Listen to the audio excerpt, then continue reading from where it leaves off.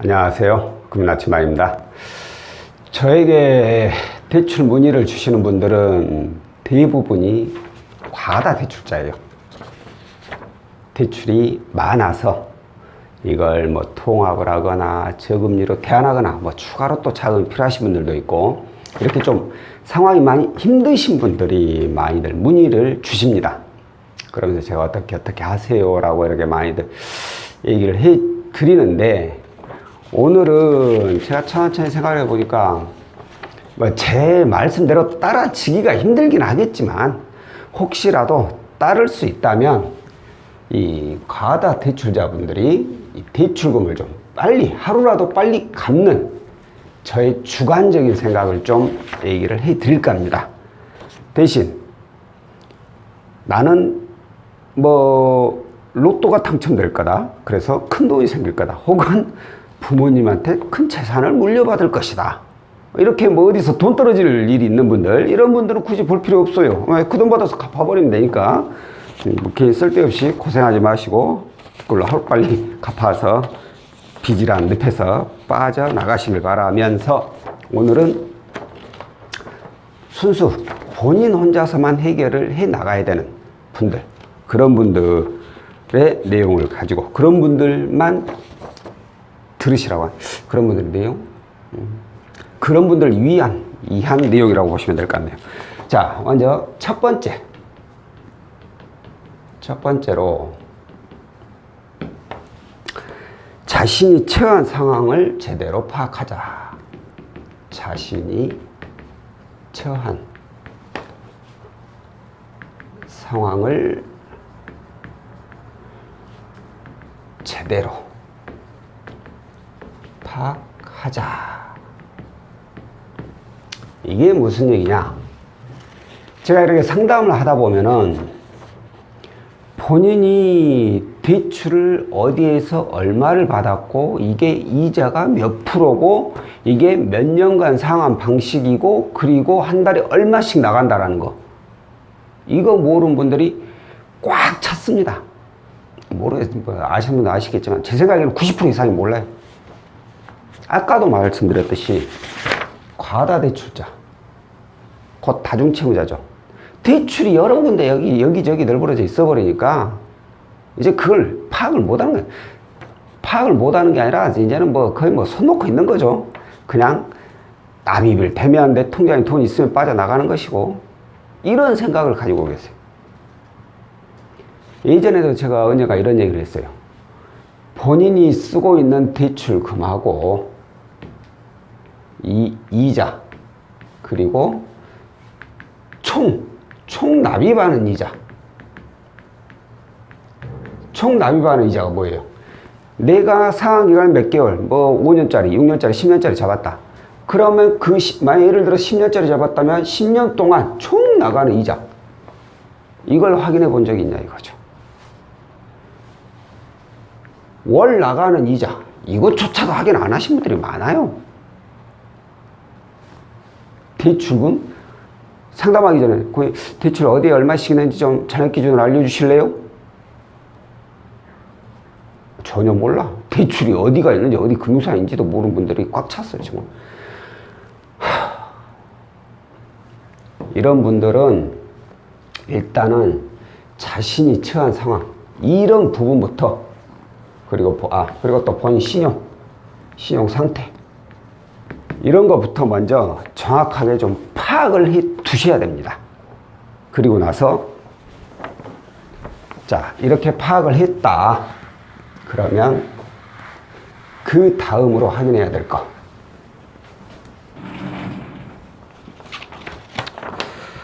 두 번째.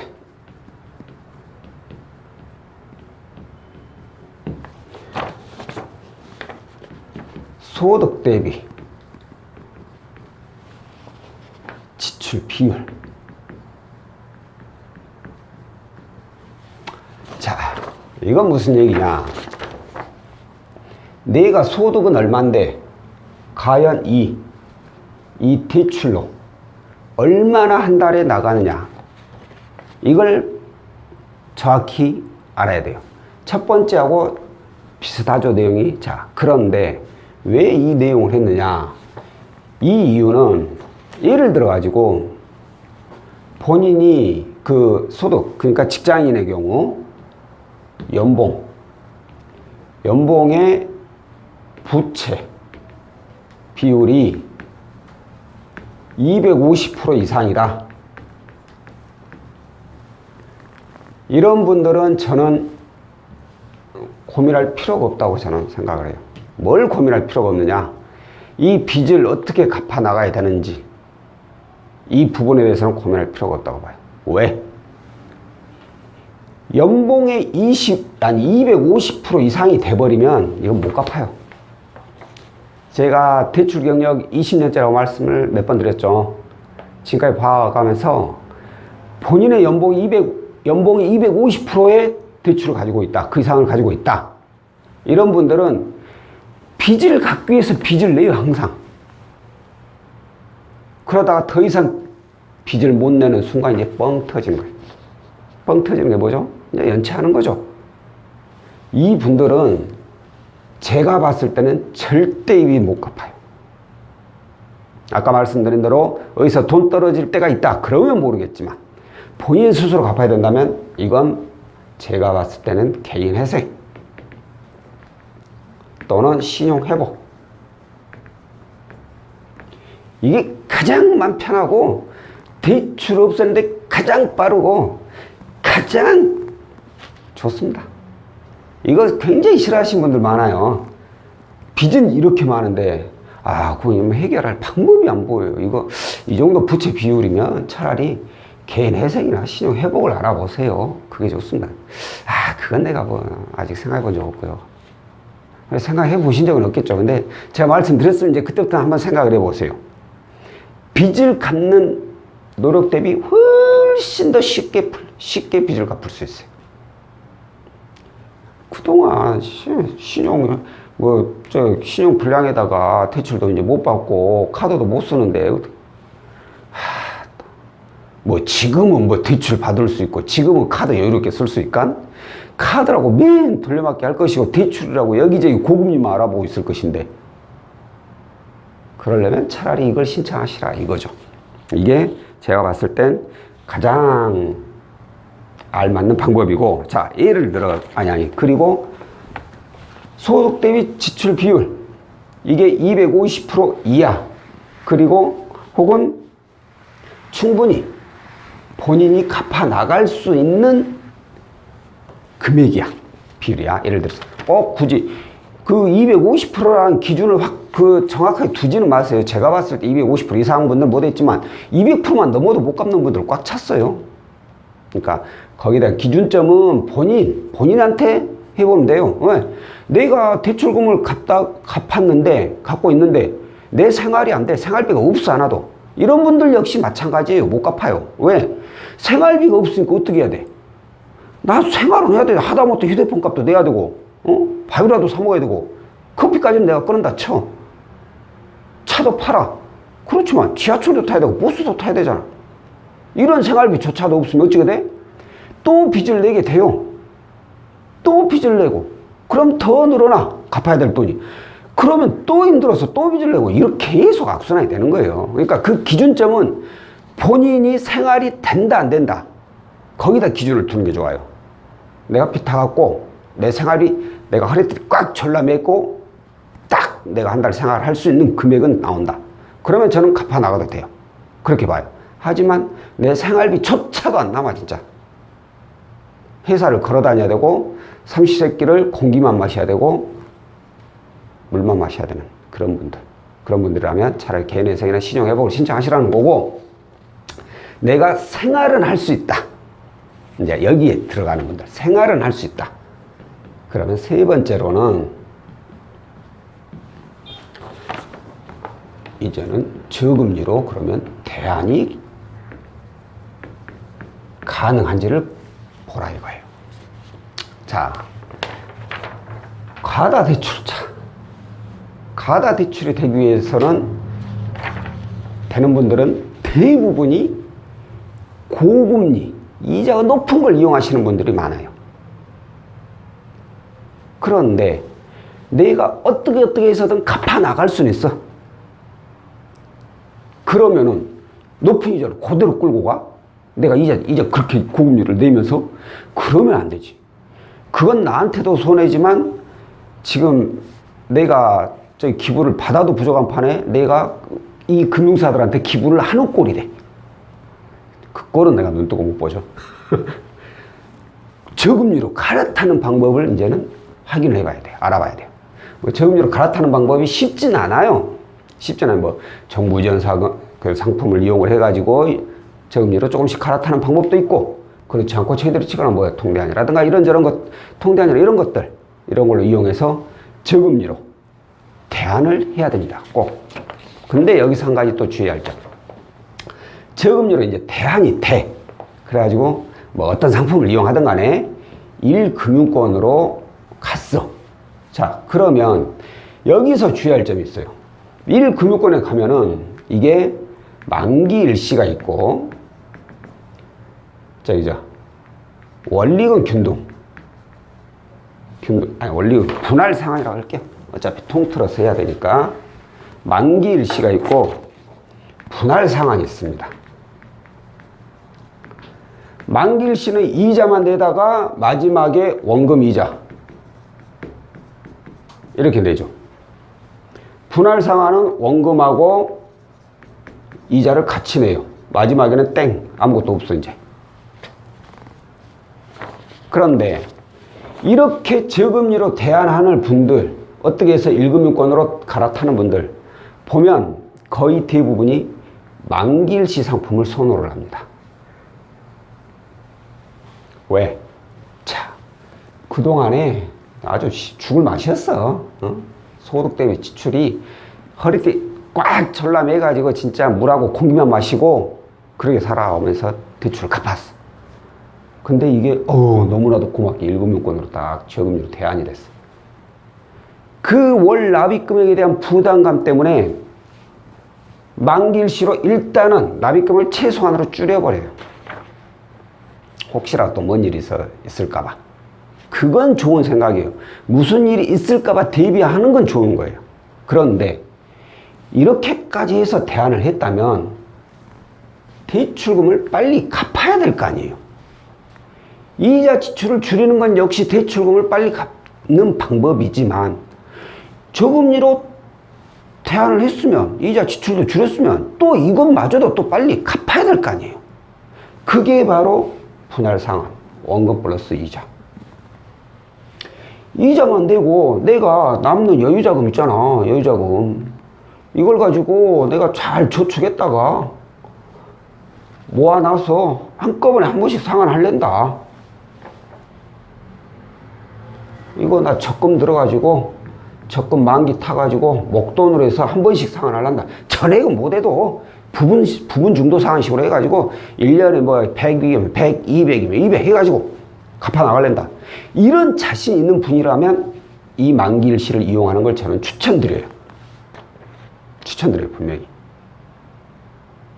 대신에 똑같이 허리띠 꽉 철라면서 공기하고 물만 마시. 아니, 이제는 좀 여유 좀 생겼으니까 밥까지 드시고. 이런 분이라면 추천을 드려요. 근데 제가 지켜본 대부분의 분들이 이렇게 가면 여유가 생겨요. 여유가 생기니까 어떻게 돼요? 그동안 못 만났던 친구들 만나고 이거 한 잔씩 또 하고, 간만에 클럽 한번 가고,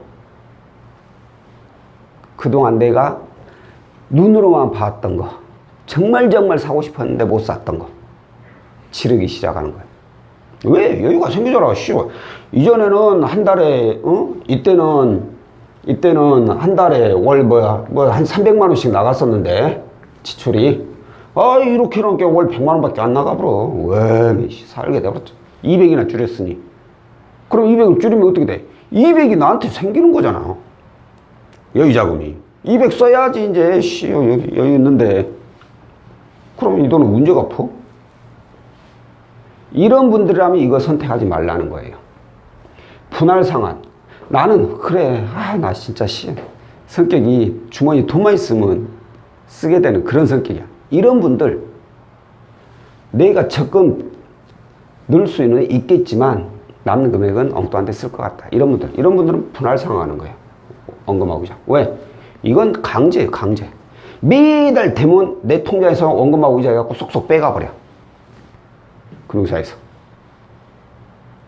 어찌됐든 이건 강제적으로 시간만 지나면 내 대출은 영원이 되는 거예요. 어떻게 해서든 갚아지는 돈이다 이거예요. 하지만 만기일시는 안 갚아져. 그러다 마지막에 원금 이자 이제 같이 갚아야 되는데 다행히 여기서 연장해 드릴게요. 그동안 연체 없이 상환 잘하셨으니까 연장해 주고 아이고 고맙습니다. 이 돈 그대로 또 이자만 내고 있는 거야. 그건 뭐 이렇게 해서 안 좋았으니까 안 되겠네. 그냥 원금 다 내세요. 답 없어. 원금이 어디가 있어. 또 대출 받아. 더 대출 안 되니까 어디서 받아. 이제 고금리 받아야지 이제부터. 고금리 받게 되면 어떻게 돼? 다시 오래 가는 거야. 다시. 토론묵이요. 그러니까 저금리로 대안을 했으면 반드시 가능한 분할 상환으로 해가지고 원금이자 같이 내는 방식으로 하시는 걸 추천드린다는 거고요. 자, 그리고 다음으로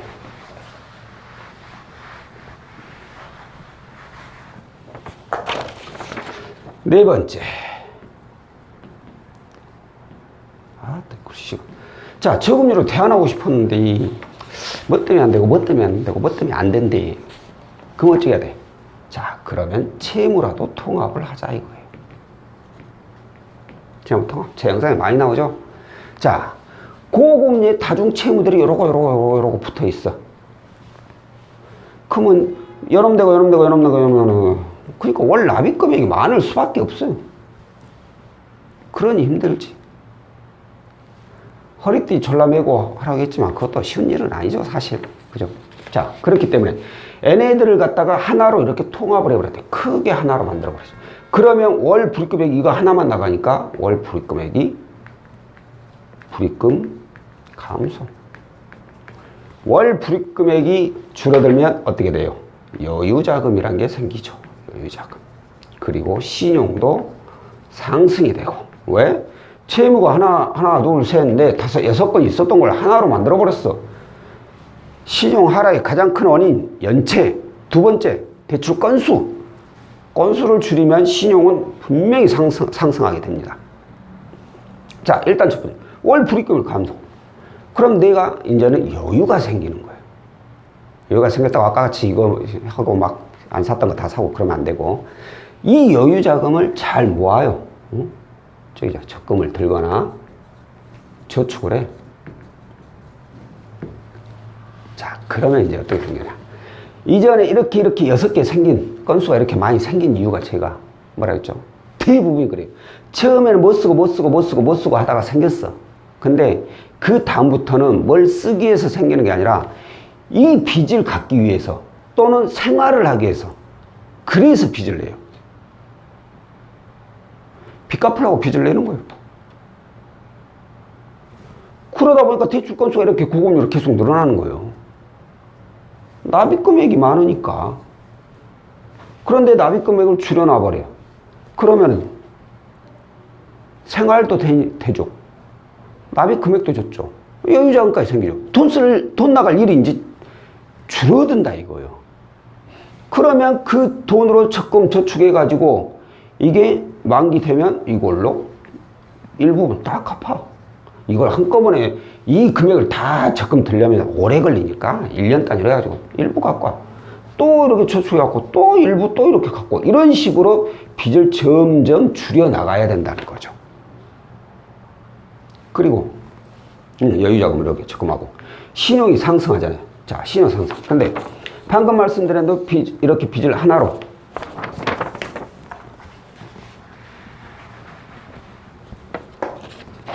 딱 만들어놨어, 크게. 근데 이전에는 내가 빚이 여기도 있고 이래가지고 신용이 나빠서, 아니면 부채가 좀 많아서 저금리 대안이 안 되었던 거야. 근데 이걸 하나로 묶어서 일단은 신용을 상승시키고 저축을 해서 빚을 조금씩 이렇게 갚아버려. 갚아나갔어. 자, 그러면 이전에는 내가 이만큼 있던 빚이 이제 이만큼으로 줄었잖아요. 거기에다 신용까지 상승이 됐고, 그러면 저금리로 대안을 할 수 있는 가능성이 높아진다는 거예요. 그러면 다시 세 번째로 가서 저금리로 대안을 해야죠. 그리고 아까 말씀드린 대로 여유자금으로 계속해서 갚아나가는 거고, 아니면 원리금 균등해서 원금 반드시 깎아나고, 그렇게 해서 빚을 줄여 나가야 된다는 거예요. 채무 통합을 해서. 채무 통합이 안 되는 분들은 어쩔 수 없이 채무 통합이 될 때까지 이제 신용 관리하고 빚을 줄여 나갈 수밖에 없죠. 할때 더 절람해야 되겠죠. 정말 힘든 상황일 건데 어차피 본인이 이 정도는 감당할 수 있다는 가정하에 말씀을 이렇게 드린 거고, 자, 이제 마지막으로 어찌 보면 제가 봤을 때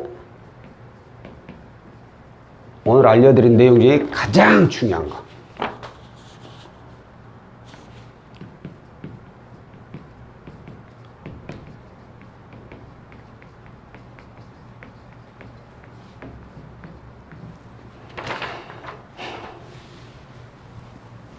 의지입니다. 의지.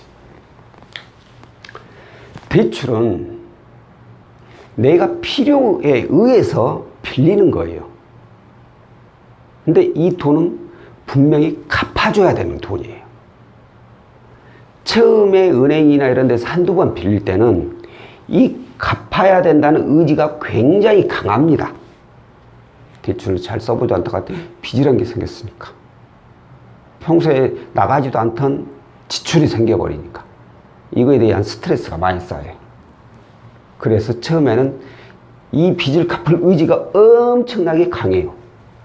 그런데 처음 받고 두 번째 받고 세 번째 받고 하다 보면은 점점 무뎌져. 몸도 마음도 눈도 다 무뎌져. 그래서 결국에는 갚을 의지가 없다기보다는 갚는 거에 신경을 덜 써. 그냥 월 납입금만 그때 내일 안 대로 그냥 내는 거예요. 내 통장에 돈 넣어놓고. 이렇게 돼버리면은 본인이 대출이 어디에 얼마나 있고 내가 이자가 얼마나 나가고 있고 이런 걸 잘 인지를 못해요. 첫 번째로 가는 거예요. 첫 번째로. 이 상황이 돼버리는 거예요. 대출 갚을 의지가 없으면 대출을 받아놓고 내가 대출이 늘어나는데도 내가 대출 없을 때 행동을 그대로 해요. 이게 무슨 뜻이냐? 내가 대출이 없을 때는 여유가 많잖아.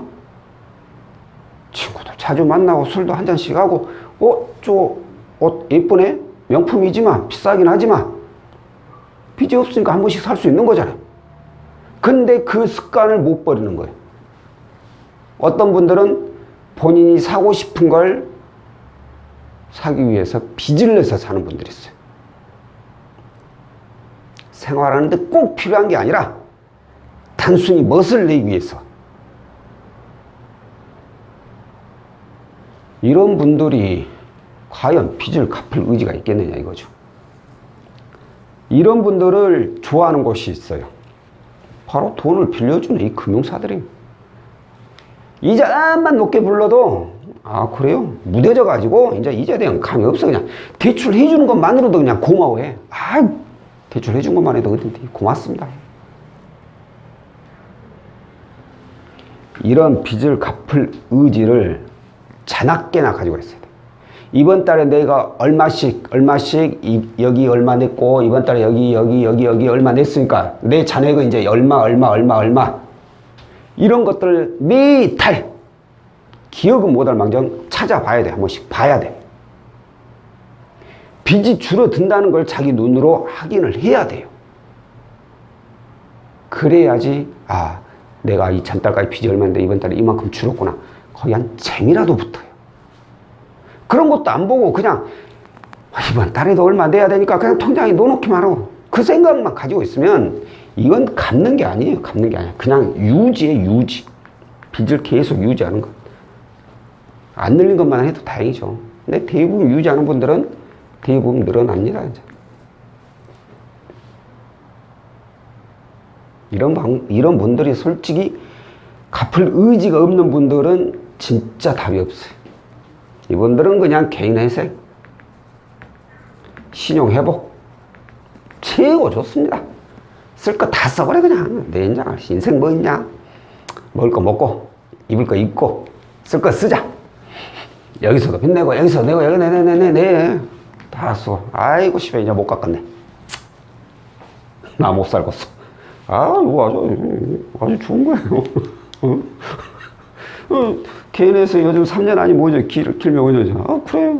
5년 또 숨지기도 딱 살다가 딱 끝나고 나서 또 신용 딱 올라가면 또 그때 또 인생 화려하게 사는 거지 뭐. 별거 있어. 이렇게 살지 않으려면 반드시 내가 가지고 있는 바로 자신이 처한 상황을 항상 제대로 파악을 하자는 거죠. 이것만으로도 이 사람은 빚이 줄어들고 있을 겁니다. 자, 오늘은 일단 다시 한번 얘기하지만 분명 제 주관적인 내용이에요. 주관적인 내용으로 제가 상담했던 분들, 과다 대출자이던 분들이 대출금을 빨리 갚는 방법에 대해서 제가 천천히 하나씩 생각을 하고 한번 만들어 본 내용입니다. 이 내용이 뭐 맞든 틀리든 간에 나쁜 내용은 아니니까, 이 내용을 지켜서 손해볼 내용은 아니니까 기억해 두셨다가 한번 실천에 옮기는 것도 저는 분명 좋은 결과가 있을 거라고 생각합니다. 자, 오늘 영상은 여기까지고요. 다음번에 또 다른 내용으로 찾아뵙도록 하겠습니다. 고맙습니다.